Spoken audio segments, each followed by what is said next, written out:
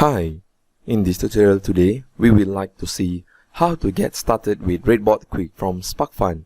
RedBoard Quick is a Sparkfun version of Arduino Uno board. Let's look at the features of the RedBoard Quick. It has a Atmega 328 microcontroller with OptiBoard Uno bootloader. It has CH340C serial USB converter, AP2112 voltage regulator, A4/A5 jumpers, 3.3 volt to 5 volt voltage level jumpers.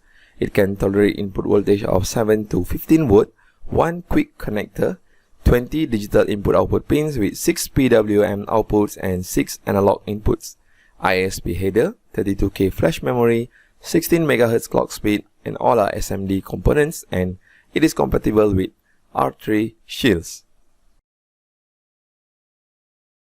Now let's program the RedBoard. Programming the RedBoard is similar to program the Arduino Uno. We will use the classic LED blink example. For the board, we choose the Arduino Uno and the correct port number.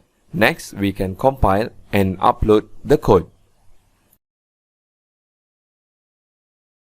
That's the tutorial for today. In the upcoming tutorial, we shall see how to use the Quick port. Thank you and bye-bye.